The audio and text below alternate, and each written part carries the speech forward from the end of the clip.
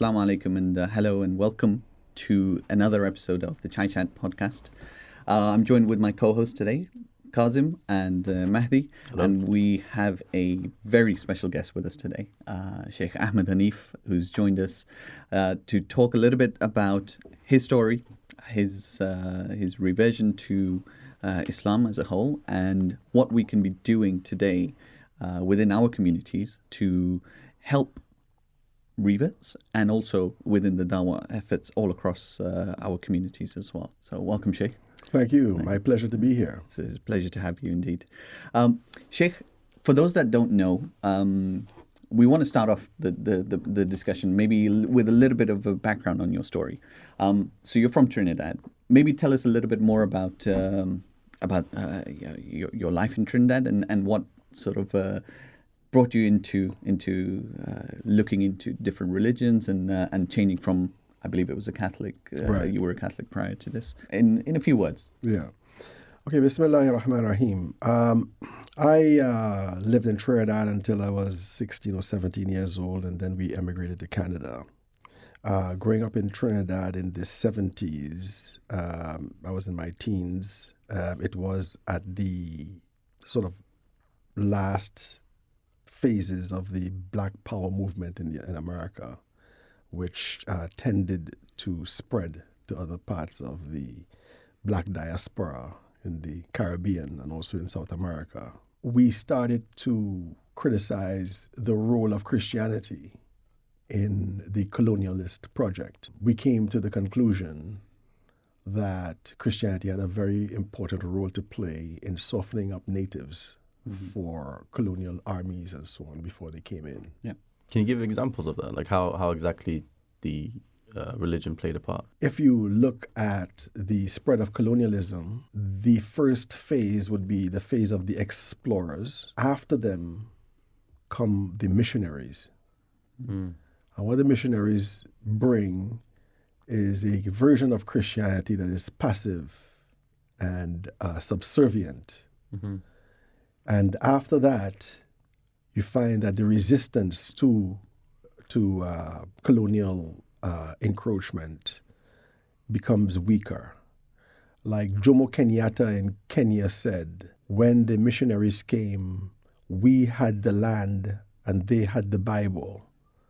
When they left, we had the Bible and they had the land. Out of this, when I say we, I mean radical students, because I was involved in radical activity, not violent or anything like that, but criticizing the power structure in Trinidad. And because of that process, we left Christianity and many of us became socialist. I eventually went to Canada and continued my studies in Marxism, Leninism, and I was a Marxist for about 4 or 5 years. What I had noticed is that among my Marxist friends, there were problems. They had ego problems. They had what you call in Islam, akhlaqi problems. And I was asking myself the question, well, if you want to make a better society, first of all, you have to be a better person. And how do you become a better person? And the way you could become a better person, I could only think of was religion. Mind you, when I was a Marxist, I was never an atheist because I grew up in a very religious household and I saw quite interesting things. Spiritual things in that household, So I started studying religions. I read all the major religions that I could get my hands on. I tried to read about them from their own books or from the lips of their own people. So I wouldn't read something about Islam written by, let's say, a Christian or an atheist. I'd read something about Islam. Basically. Yeah, I'd read something about Islam by a Muslim. So you would attend lectures and talks and that type of thing. Yeah, but of course, when I did my research, I did not research Islam yet. I did all the other ones. And I came to a point where I called myself a cosmopolitan religionist. Right? I couldn't make a choice. I couldn't make a choice. Until one day I met a Quran in the bookstore of our university. And I looked through this Quran. I was leafing through this Quran, and it was like this Quran was directly speaking to me.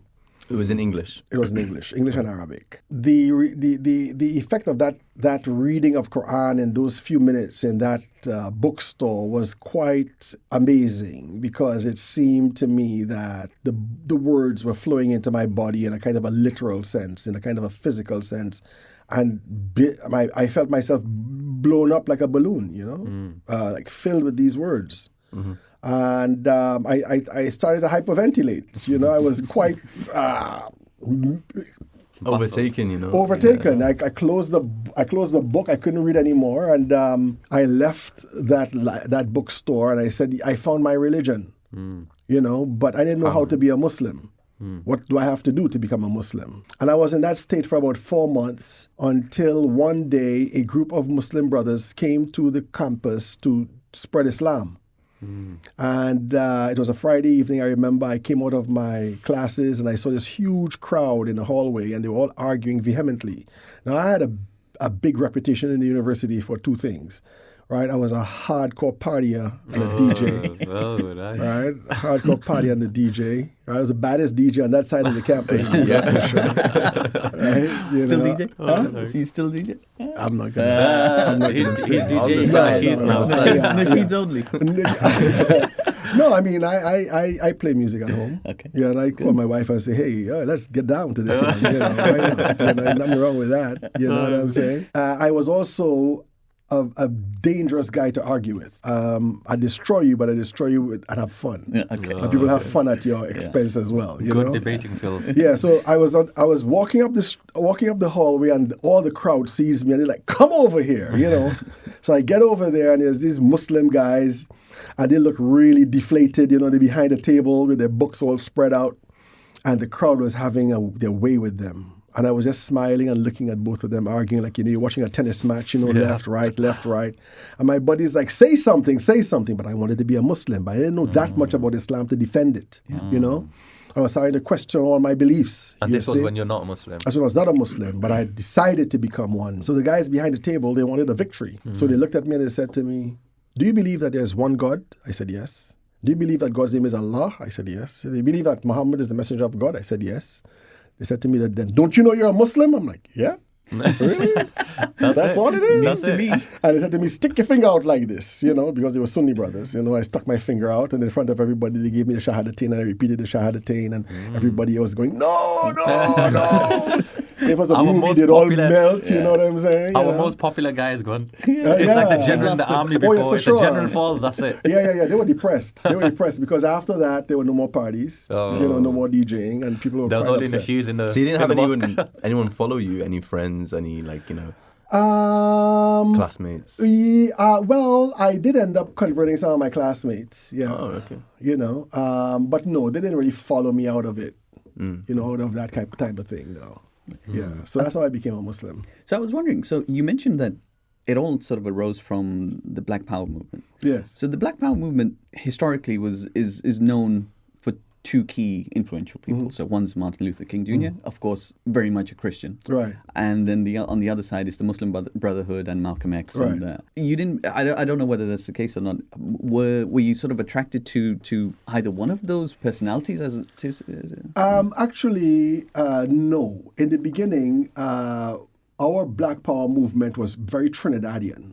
Because it was in Trinidad, so it's a kind of an adaptation to this. For example, the Black Power movement in America is where you had the white power structure preventing black people from voting and that type of thing. In Trinidad, in the Caribbean, we didn't have really to face a white population, that had power. Yeah. You had a few white people, but there's a few white people, It was mainly what you had was colorism, light-skinned blacks seeing themselves as superior to darker-skinned blacks, and they're all black, you know what I mean? So the light-skinned blacks would feel superior because they got a bank job. Who had the reins? Who had the reins of power? Well, the reins of power were really imperialistic. You had the reins of power in the hands of the government, right, and the local business class. Okay, but basically these people were following the American agenda. Okay, and this is where we were criticizing them on. we're criticizing them on these two areas, in the area of the coloristic type of a system that they had, and also the imperialistic relationship with America and England and so forth. So this is where we were criticizing So it wasn't them. so much, black power against white. It was more black power against institutions, agendas. Or one could call it white supremacism. White supremacism is a more overarching term. Okay. Okay, there's so many nice things I want to sort of get into about what you just told us so far. But just something about, because we're on the topic of Black Power movement, something I've noticed as an external person just observing as a layman is that initially, in the sort of middle or start of the century, previous century that's gone, there was a lot of Black Power movement, civil rights and stuff. It was very religious oriented as well, with Muhammad Ali and Malcolm X and the Muslim Brotherhood, you said, and even Martin Luther King. He would quote a lot of his Christian teachings. And I think a part of that is, a lot of the rights have been won, etc. It's a better place for black individuals in America and even in the world. Do you feel like religion has kind of taken a back step in the black sort of community in terms of, like, I don't see as many reversions as it was famous. You had like a lot of people converting, and the last one I can think of, well, probably due to the lack of my own knowledge, is like Mike Tyson when he came out of prison and things. Do you think that is the case, or it's not the case? That's not the case. I think reversions are still high. Of course, if you want to compare reversions today to, let's say, maybe in the 1980s, it's a little slower, since 9/11. Right. But nevertheless, reversions are still high. Right. And the reversions are now going beyond the black community, right? But the black community is still the highest level, has the highest level of reversion. Yeah. But you find a lot of white people now becoming Muslims, a lot of Hispanics becoming Muslims, a lot of American Indians becoming Muslims. Yeah. So it's still there. It all depends upon the message that is being given and how Islam is being presented. In my time, Islam was presented. The overwhelming presentation of Islam was one of social justice, right, for everybody. A critic of the system. That has been replaced by a more internationalist type of an attitude.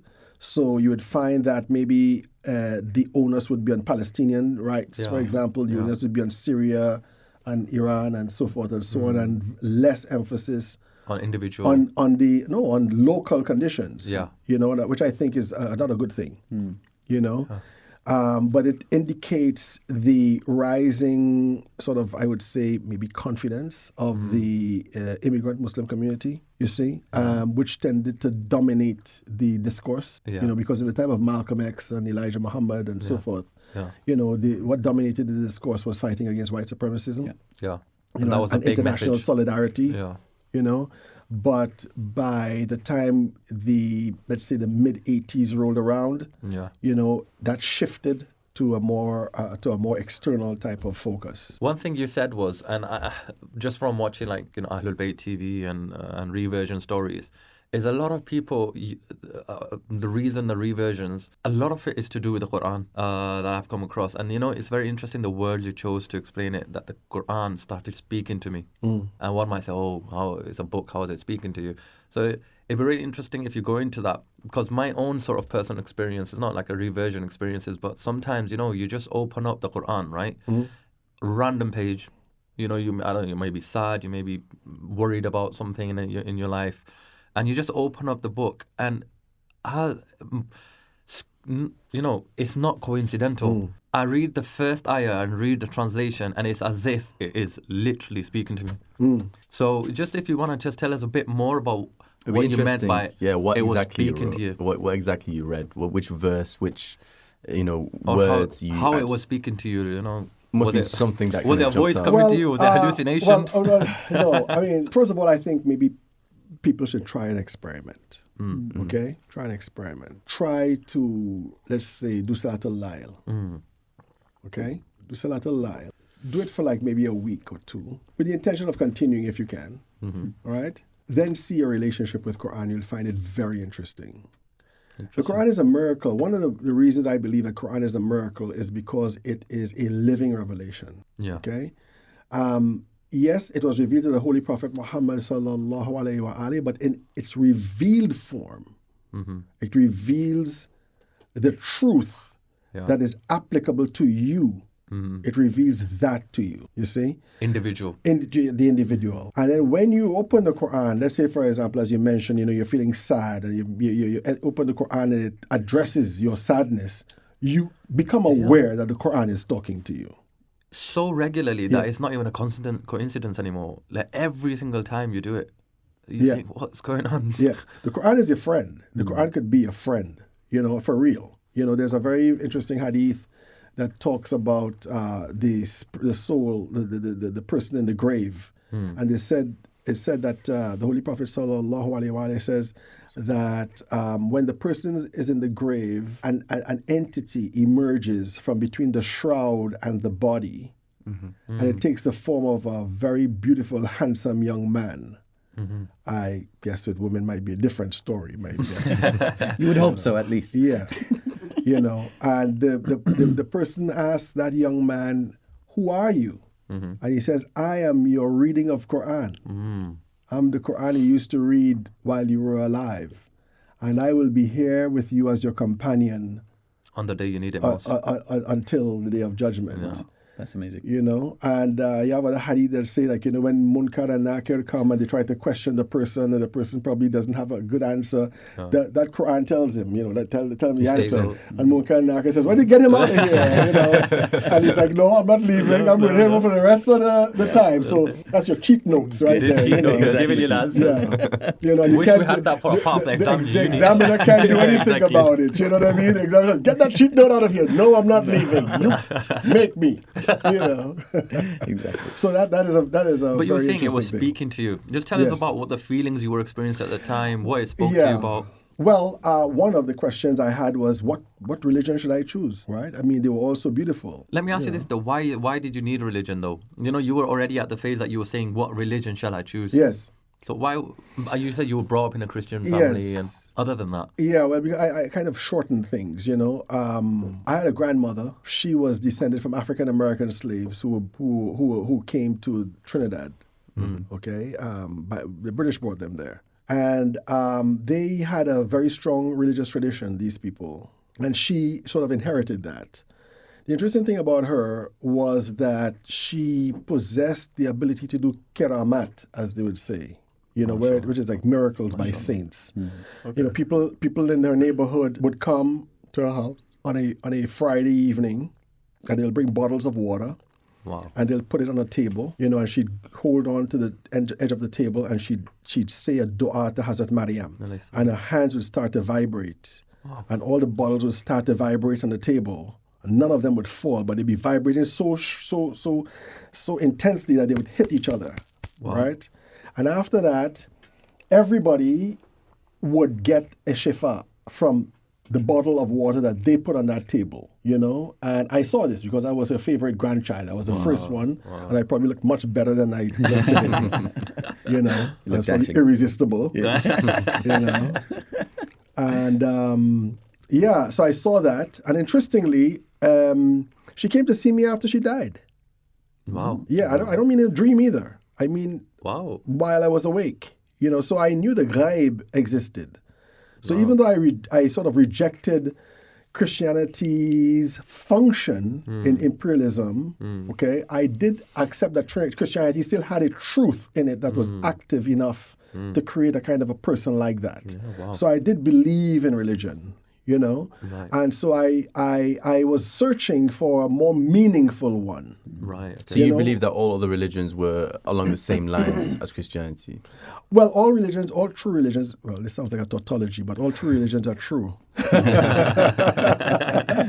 And the way you know a religion is true is by the existence of saints. Because a saint in a religion represents the highest pinnacle of that religion. If you do not have saints in a religion, then you don't have a true religion. Scientology is not a true religion. A lot of Protestant religions, for example, are not true religions. They don't have saints, right? Catholicism has saints. I don't know about contemporary Catholicism today in terms of its ability to recognize saints, okay, but I think they still do. You know, Buddhism has saints. Hinduism, for all its polytheistic appearances, has saints. Wow. You know, and I think my grandma was a saint. Wow. You know, religion is real. It is very real. It is a glimpse into the ghaib, into the unseen reality. Now, what the Quran was talking to me, I wanted to be religious. I wanted to have a religion. I didn't know which religion to have, because I found that all of these religions had very beautiful gems, but they were so distinct for each other. And the first thing I read in that Quran was the first verses in Surah Al-Baqarah, where this is a book for those who believe in what we sent to you and what we sent to those before you. Here, I was confronted with a religion that did not say, I am the only truth and everything else is going to hell. You know what I mean? But I am the last truth of a line of revelations that culminate with me. So basically, Islam was the unifying theory of religion, basically. So this is what turned me on, you know? And then I read another part of the Quran where it says, for example, it is not righteousness if you turn your face to the east or the west to pray. That righteousness is giving sadaqah and treating people well and so forth and so on. Here was a religion that was saying, yes, we have an outward formal rituals, okay? But do make no mistake that just identifying with the outward aspect of religions make you religious. What is religious is your beliefs, or your beliefs and your actions. So things like this sort of really resonated with me. So when I became a Muslim, I didn't feel that I abandoned Christianity. Yeah. You know, I felt myself as a better and more educated Christian. That's amazing. You redefined it. Yeah. Sheikh, so you mentioned, so you were at university, and this sort of reversion to Islam happened at this Shahada stall, or at the where you were. The Shahada stall. The Dawah stall. I'm going to steal that copyright. 905. Come here, everybody. The Shahada stall. The Shahada stall. Not martyrdom. Exactly, not martyrdom. So, what do you do? So at that point, for the next 6 months, so now you know you're a Muslim. Yes. Maybe talk us a little bit about, as a new Muslim, what did you do? Nothing much, really. Because at that time, it didn't have a lot of options. I mean, a lot of masajid and so on didn't have conversion programs and that type of a thing. So and you they had still to, don't. Yeah. So you had to sort of like learn on your own. And I remember learning how to pray in English. You know, I didn't know you had to pray in Arabic. So it'd be like, God is great. In the name of Allah, the beneficent, the merciful. All praise be to Allah, that kind of stuff. You know what I mean? Yeah. So me and my brother were on the same sort of a wavelength. Yeah. You know, and then we realized you have to say it in Arabic. You know, I started to learn the Arabic from transliterations. We did it all ourselves, you know. And you're still Sunnis at that time. And I remember, you know, when you say Sami Allahu liman hamida, Rabbana wa lakal hamd, they say, you know. So I learned this. I didn't think he did. So we were praying like Jama'ah. You know, I'm leading and he's following. Wow. And I say, you know, Sami Allahu liman hamida, and he says Rabbana wa lakal hamd, and I go, what? What's this? We forgot the prayer, man. We started cracking up. We were rolling on the ground anyway because I had to do it again, you know. So you had to learn it all. You had to do it all yourself. Was there like any figure, any kind of leading authority at the time, someone to guide you, someone to tell you? Not really. I mean, one of the people that I really liked was Ahmed. Oh yeah. You know, I use his work a lot to sort of convert people. Okay. You know, when I became a Shia, when people ask me what made me Shia, I say Imam Khomenei, because nobody came and gave me dawah to become a Shia. Yeah. You know, it was the Islamic Revolution that appealed to you, and Imam Khomenei that made me Shia. So a lot of us became Muslims by study. So what year was this, sorry? This was in about I became a Muslim around maybe somewhere between 1978 and 1980. So your main sources were through books, I guess. Through books, yes, through books. And conversations with people. Yes. Okay. Mm-hmm. Sheikh, obviously you're very heavily involved in this Islamic centres in the UK, and you've got a lot of wealth of experience now, especially with the topic of reverts and things. In an idealistic situation, what would you think should be a service for any new Muslim? What should be there, to help them settle in, address their concerns? What do you think, especially from your own experience? Yeah, I think the most important service that one can provide for reverts is to be open for masajid and Islamic centers, to be inclusive and open and welcoming. Yeah. Right?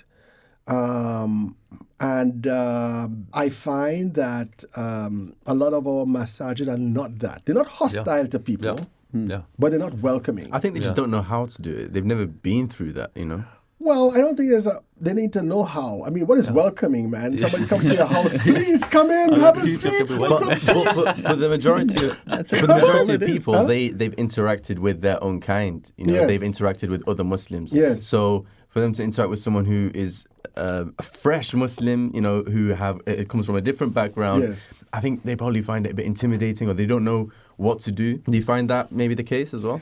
You know what I think?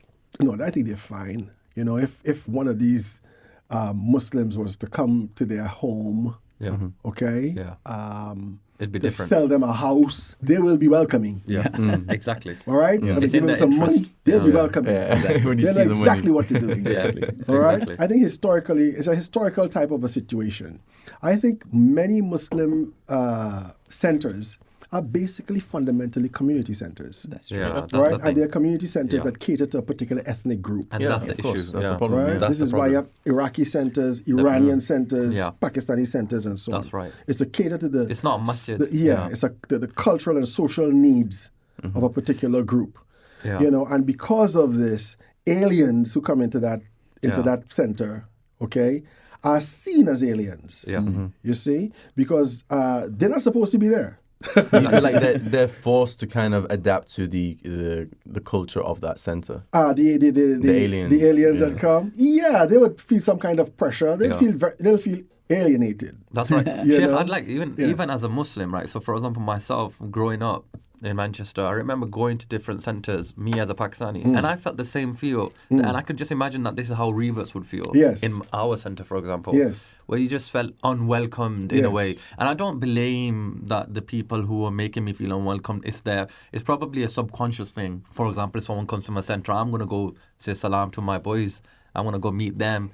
I won't think, there's this new brother. Let me go meet him. Yes. And I feel like this is the point you're talking about. I don't think it's conscious racism. Well, it's not racism. It's more exclusionism. Exclusionism. Yeah. I think, but the problem is lack of training of the Muslims already to I think it comes with time as well. The more you put yourself into it, the more you practice essentially going to those centers. I come from an Iraqi background.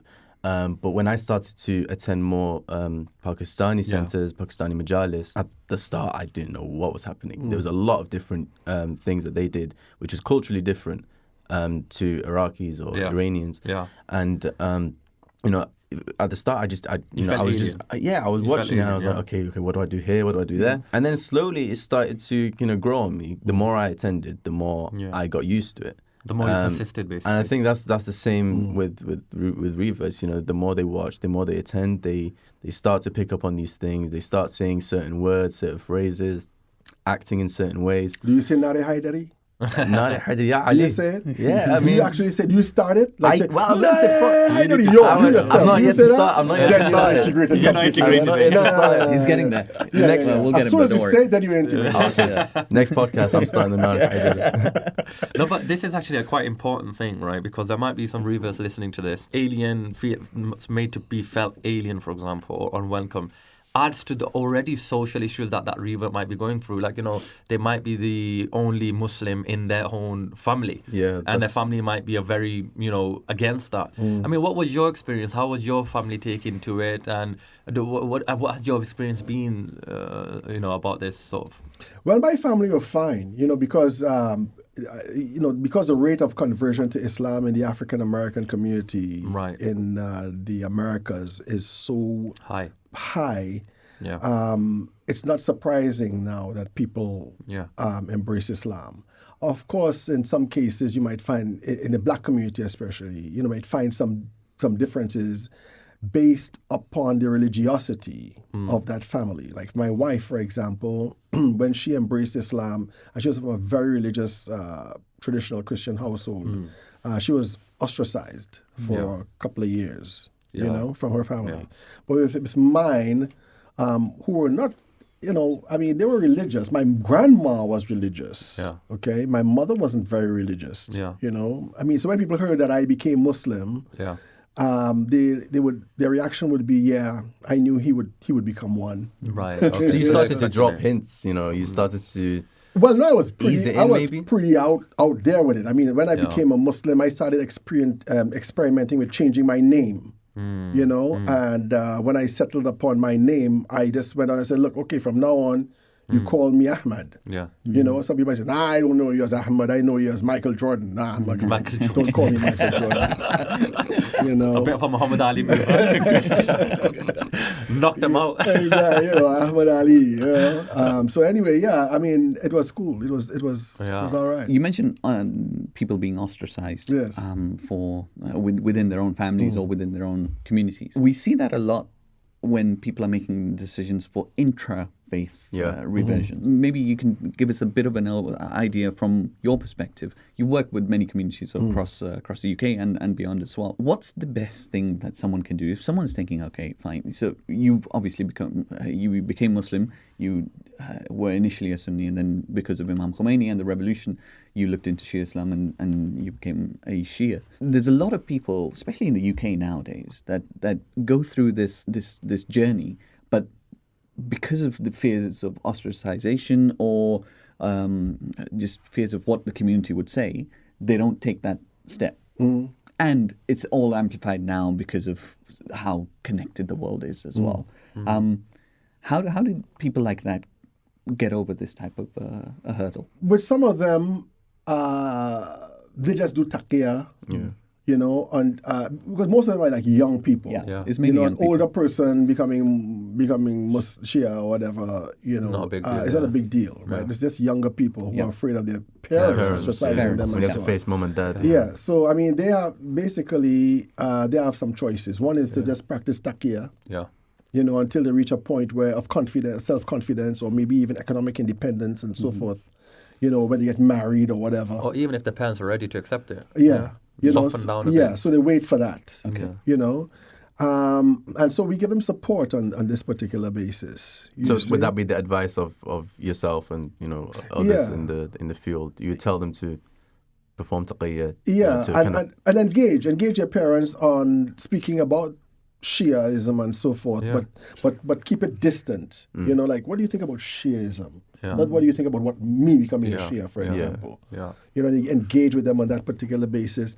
And it's basically, you know, a natural type of a process, really. You know, how, you know, you could keep this up for a while, you know, until you reach a point of self-confidence and so forth, where you can now come out and say, well, yeah, I am a Shia. And I might be taking it to a different topic, but it's interesting. You know what you said about your grandma being a saint, right? I've read in the Quran as well certain ayahs where if you believe in Allah, you believe in the Day of Judgment, you believe in that sort of thing, then these guys don't have something to fear on the Day of Judgment and in the Akhirah. You know, so some among us in the Muslim community might think, you know, if you're not a Muslim, you ain't going to heaven. You know, in that sort of view. And even some in the Shia community might have heard things like, well, if you've not got the wilaya or you believe in the divine leadership, that after the Prophet, the guardianship, not that Imam Ali is a prophet, but the guardianship of the Muslim Ummah is with Imam Ali and his descendants, then you won't cross the Pul Sirat, which is the hair-thick bridge. Yeah. Obviously, you're a sheikh, you've studied religion. What is your view on this? Because I see there's two problems with this. Number one, if you believe in it, I see you're very, you see yourself as a supremacist. If you don't believe in it, then I think there's a harm of religious pluralism. Right, or relativizing Islam. You know, like, what's the point being a Shia? Or what's the point being a Muslim? Everyone's going to heaven kind of thing. So what's the Islamic thing on this? First of all, there's one religion. We believe that one religion, and that one religion is Islam. Okay? Now, what do we mean by Islam? there are two Islams, really. There's universal Islam and there's particular Islam. Universal Islam falls into that category of where we say Allah has sent to mankind 124,000 prophets between Adam and the Holy Prophet Muhammad sallallahu alaihi wasallam. Right? And all of these are prophets of Islam. Right. When we look at that 124,000, how many of them are the Abrahamic prophets? What, 15, 20? Interesting. Okay? So you have 123,000, I don't know how many, left. Yeah. Okay? Where are they? Yeah. Okay? Which indicates to us that other religions outside of the Abrahamic tradition would be included in this. Yeah. Yeah.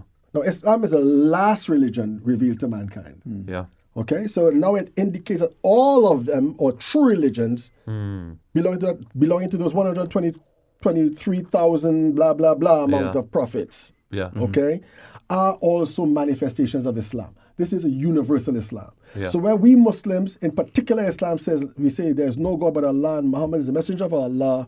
The Christian Muslim would say there's no God but Allah and Jesus is the messenger of Allah. The Jewish Muslim would say there's no God but Allah and Moses is the messenger of Allah, and so forth and so on. The Buddhist Muslim would say there's no God but reality, the ultimate reality, right? Yeah. And the Buddha is the one that brings us with knowledge to teach us about knowledge of this absolute reality. Yeah. You see? With that type of an attitude, we realize that Islam is an inclusive religion, not an exclusivist religion. But how is that different to religious pluralism? Religious pluralism is making religious subjectivity the norm. Just explain that a bit more. I believe that God is a tree. Right. Our community believe that God is a tree. Right. Okay? Therefore, because we call ourselves a religion, you should accept us as a religion. Right. That's religious pluralism, okay? Right. It avoids how should I say, things like contrasting and analysis and so on. It's completely subjective. Right. Okay? But the transcendental unity of religion is something different. It is based upon principles. It is based upon the principle of, for example, of the existence of a transcendental divine reality. You see, that might present itself in different forms. For example, in the Abrahamic sense, it presents itself in a personal form. Okay, that God loves you. God likes this. God doesn't like that. God would reward you for this and punish you for that. You can get close to God. You can speak with God. Yeah. God can speak back to you. This is a personal God. Yeah. All right. And then you have, for example, another expression of this ultimate reality, which is also true, which is God is the absolute reality. You can't call it God because calling it God by giving it a name limits it. Right. Yeah. Well, like Taoism, for example, Taoism says that the Tao is the way. The Tao is the source of all names. The Tao itself is not a name. You see? And to be able to relate with this reality, you have to drown in it. Right. Okay? You have to become part of it. You have to be like the drop of water returning back to the ocean. Right. Right? This is what you call nirvana, the bliss of unity with the divine ultimate reality. We have this in Islam too, because Islam is the culmination of all truths. Yeah. So in the path of Irfan, for example, we reach a point where in our Sir Saluk, our path towards Allah, we reach a point of what we call fana, where you have lost your individuality. Yeah. You are that moth, as Rumi says, that is drawn to the flame and becomes the flame. Yeah. Fully immersed. You see? That is nirvana. Yeah. Yeah. You see what I mean? Yeah. So you find these fundamental truths in there. Yeah. Who is your prophet? Who is the person who initiated this religion? Who brought this religion for you? Yeah. What about your views on eschatology, day of judgment or death and and life after death and so forth and so on. Yeah. You know, and then you find commonalities or certain principles, divine principles that could bring them all together. So I guess this kind of touches on spirituality then. So it's not religiosity in general; it's more spirituality in whatever you believe. Yeah, there's no true religion without spirituality. Yeah. Yeah. You can have religion without spirituality. Like, for example, you can have political religion. Marxism is a religion. Yeah. Scientology is a religion. Yeah. Yeah. You know, veganism could be a religion. Yeah. Yeah. All right, but they are not spiritual parts. Religion. Yeah. So, but where does that stand in terms of everyone going to heaven and hell kind of thing? Well, again, yeah. I mean, to say that only the Muslims of this era would go to heaven, and not any of the people who followed the prophets of those 124,000 prophets. Yeah. You know, is a kind of an injustice. Yeah. And this is the argument that we bring to Christians, right? Yeah. Christians say that Jesus Christ is the only way, the only truth, and the only light. You could never get to heaven but through Jesus Christ. And you ask, well, what happened to people before Jesus Christ then? Yeah. Yeah. You know, and they would tell you something like, well, God is merciful and he would Yeah. judge them based upon, you know, what they believed in and their good deeds and so forth and so on. Yeah, but that's fine. You But know? beforehand, but what about now? You know, now, how does it stand now? Like when there is availability. Because now of Islam and everyone, stuff. Now everyone knows about the Prophet. No, I wouldn't say everybody knows about the Prophet, even though they might know something about Islam. Right. Interesting. Okay. Yeah. What is knowing the Prophet? Knowing the Prophet is knowing the Prophet, how his status. As in the is resources, closest to the God. resources are out there. That's what I mean. True, but that depends upon whether they think they need to know more. Yeah. I see. Interesting. You know, Yeah. us as Muslims, for example, If they feel the need do to we know it. think we Yeah. need to know more to go Interesting. research other religions?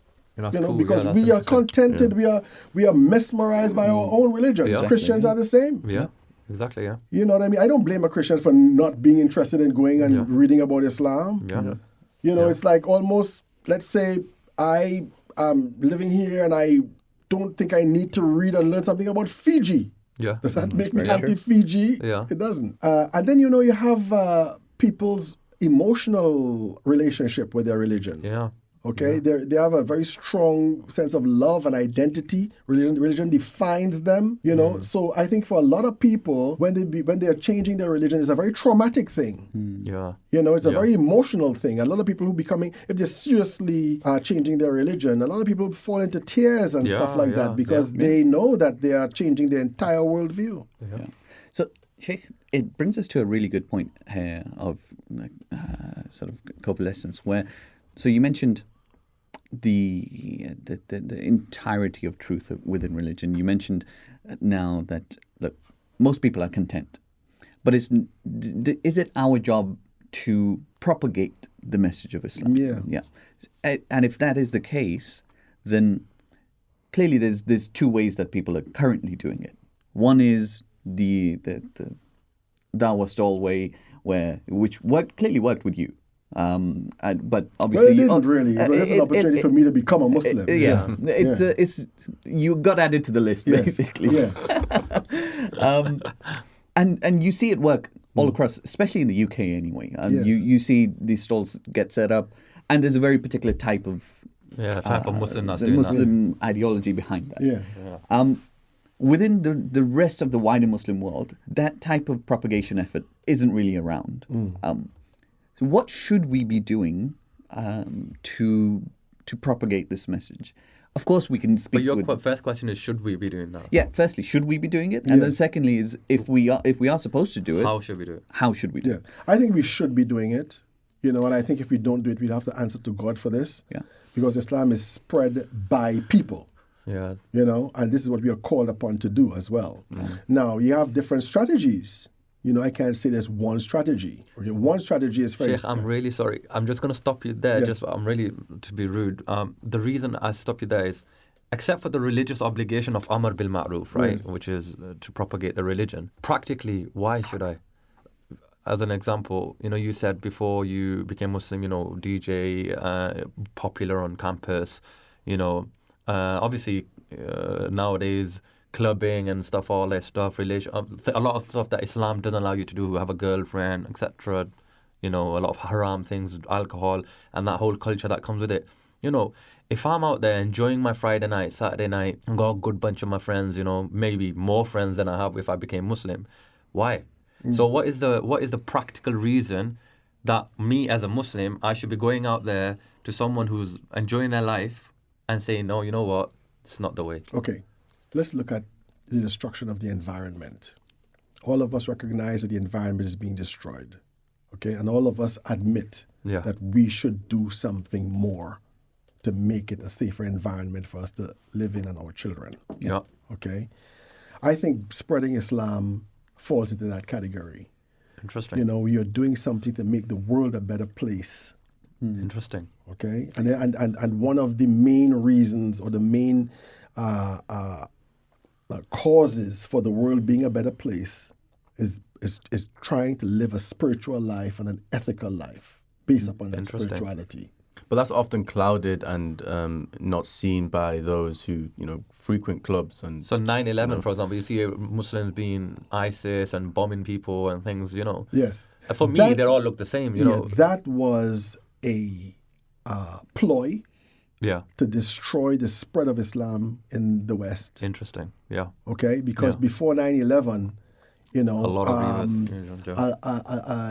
statistics were saying that with the rate of the spread of Islam, especially among the black community in America, by the 21st century, the religion of the majority of African Americans would be Islam. But it wasn't staying there, because by the time 9/11 rolled around, there were lots of people from the Hispanic community and white Americans and so on becoming Muslims, and they had to stop that. And 9/11 was the best way to stop that, and to continue with ISIS and so forth helps to fulfill that particular Do you think paradigm. it worked? Yeah, it worked to a certain point, but it didn't work completely. For example, after 9/11, a lot of people got interested in Islam, started to read Quran and stuff like that, and a lot of people converted to Islam. So in the US, I think after 9/11, one of the studies showed that Islam became the fastest growing religion after 9/11. It was faster than before, but it got a spike. It had a spike after 9/11, yes. So do you know, in Islam, we have certain strict rules on music, on relationships, on drugs, on alcohol, on family. It's very, there's rules and regulations about how you go to the toilet, how you come out of the toilet. It's so specific. And me as a Muslim see the beauty in that, right? But as somebody, like, before you embrace Islam, what did you think? Like, all these rules and regulations. Too much control. It's so much. Is this some new world order controlling? I don't think new Muslims are exposed to the minute details of things like that. Maybe you can correct me. Well, new Muslims are, look, I know one prominent person that we brought to Islam in the Islamic Center of England. I won't call that person's name, okay? And this person, after I converted her, still no name. It's getting there. It's getting there. No names. That's okay. Well, we've got a bit of time. We'll get it out. That person, they would call me and say, I mean, I can't even have one glass of wine after dinner. Exactly. And I'm like, no, you can't. Oh my God. Okay. But they stopped. Why? Because I think belief is one of the most powerful feelings you can have. It's a fulfillment, right? Yes. Think about an athlete. Who's training for the Olympics.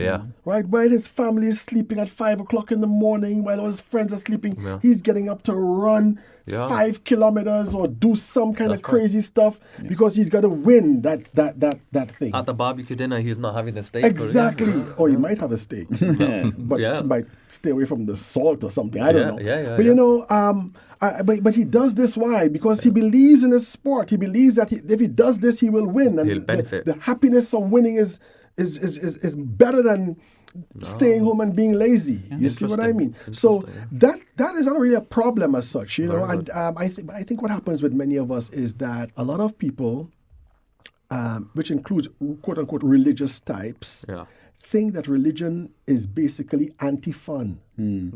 That's the right? thing. Anti-happiness. That is the issue. You know what I'm saying? So you have a wicked car. Yeah. You know what I'm saying? Like a Ferrari or something. And people look at the Ferrari and say, he definitely is not spiritual. Yeah, exactly. Yeah. The Muslims driving a Ford Mondeo or something. That's more of a Muslim Or car. a Flintstones mobile Pushing it or along. something. More of a Muslim car. You know what I'm saying, right? So you have this type of, Yeah. I mean, a lot of religious types are for the anti-sex, for example. So you make babies, that kind of stuff. You see, and that's why I like to tell people I like music. Yeah, exactly. Just to destroy that. Exactly.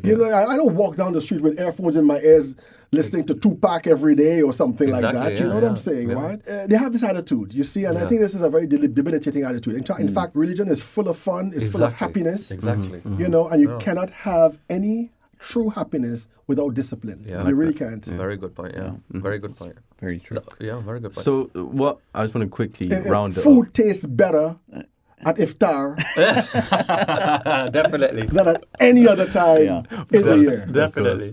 Definitely. Very true. So, Sorry, Matthew, you were gonna. I don't know whether you want to come back on that topic. I think you're bringing it back. so when you said how. Yeah. Yeah. So we talked about, okay, yes, we need to go propagate. We talked about the why. We've talked about why we need to propagate. Yeah.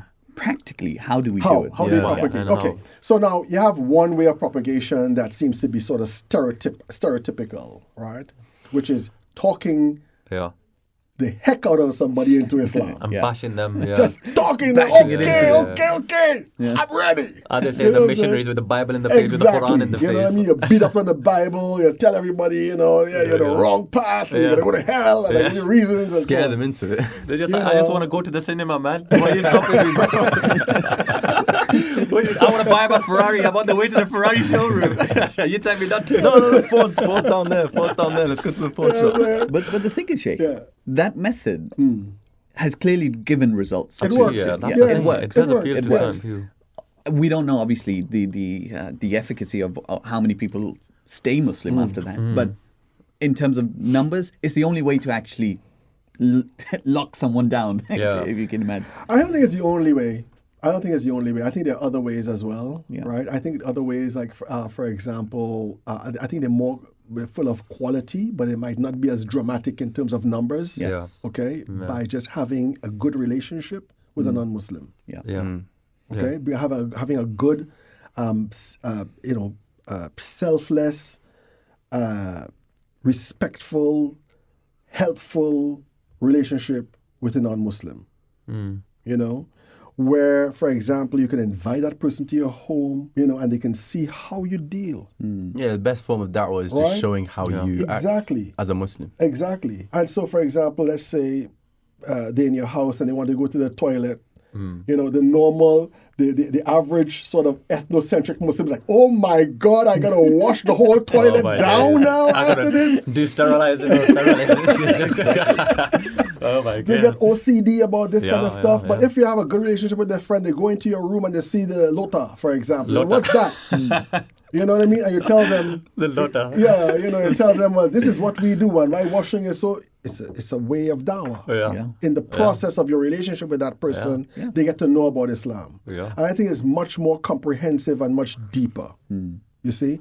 Other ways are, for example, media, where you have, for example, websites or magazines and so forth that talk about Islam.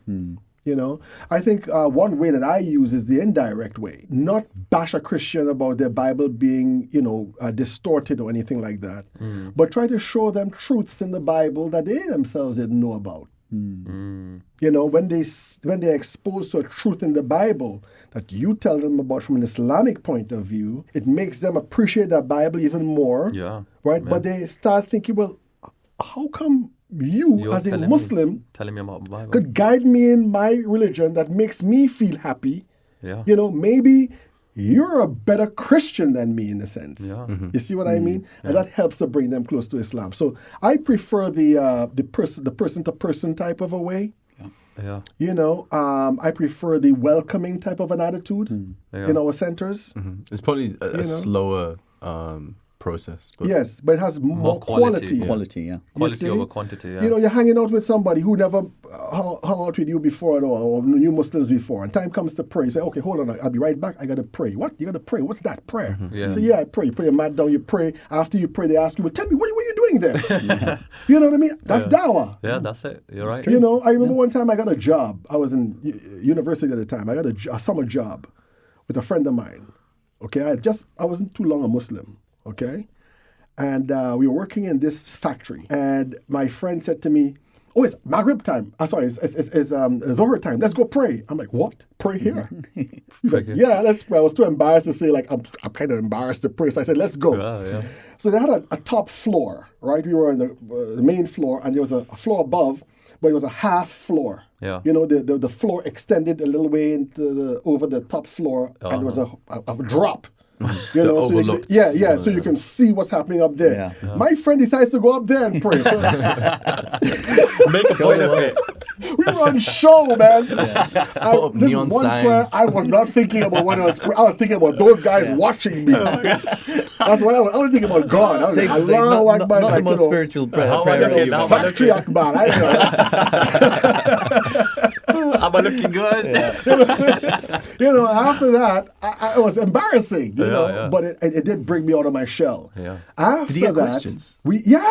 when we got back on the floor, there's like, what are you guys doing up there? That was interesting. What I have noticed is that in a lot of cases, people are interested. Okay. You know, even those people you might be working with, Yeah. you know, things will be going through their head. They might be yeah. a bit shy to ask you about things, you know, yeah. but they will. I remember, wherever I used to work, after that particular incident, I would always make it a point of duty to tell them, look, hey, come lunchtime, I'm going to be praying. Yeah. You know? Yeah. And in one such place, a woman comes up to me after I pray and she starts talking to me about her personal problems. Yeah. Okay, because you're a spiritual guy. person. Yeah. You know what I Yeah. mean? And now they can talk to you about things that other people might ridicule them about. Yeah. You see? So prayers are a very, very good way of doing tabligh. Prayers in itself. Yeah. You know, in Colombia, for example, there's a whole lot of African Colombians who have embraced Islam just by seeing sailors come into their harbor. Yeah. You know, and they made friends with them and so on and seeing them pray. Pray. Yeah. Wow. Power of Salah. Yeah, indeed. So, Sheikh, I'm conscious of time.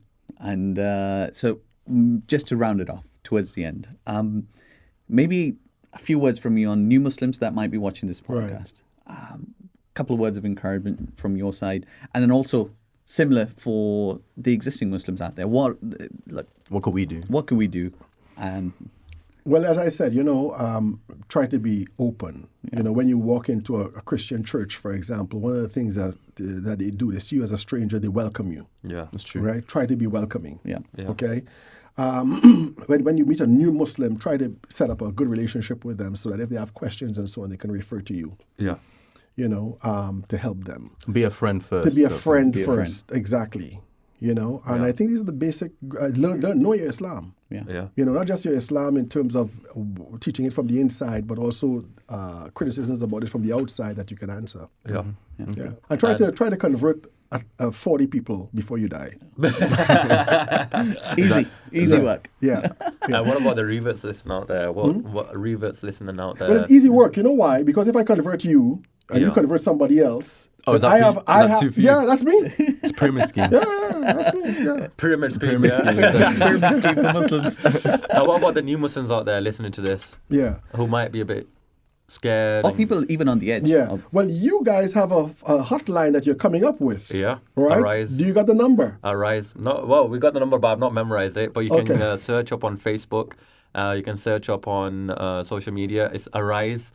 It's Action for Reverse Integration and Education. We're setting this up in Manchester, Greater Manchester. It's also going to be something coming across in Birmingham and in London, centre near you soon. It's just if there's any reverse yourself, you want to contact us, just go on Facebook. We're there. You can contact us. We're going to have a hotline if you need any help. If you're facing any issues, you want to speak to ulama. We can be the means for that. There will be a podcast coming on the Arise organization as well, so and the really important work that they're doing. Sheikh, honestly, we could sit here for hours. Many mugs of coffee or chai. Yeah. And no. Exactly. Just coffee or chai. Oh my God. Many buns. You're going to have a really bad bladder after that. No breaks. No After breaks. 6 months, we're all skeletons sitting here. No, honestly, it's been a pleasure. It's amazing. And it's been an honor to have you here on our podcast, and I really hope that you will come back as well. We're blessed to have you in Manchester. You know, Exactly. Thank you for coming. Did you enjoy your time in Manchester? I always enjoy my time when I come to Manchester. You guys got a few memories, yeah, huh? you guys are cool, man. You guys, yeah. That's it. Yeah. That's the one. Great. Sheikh, Thank you very much. You're indeed. most welcome. Thank you. Thank you. Glad for having me. Jazakum Allah khair.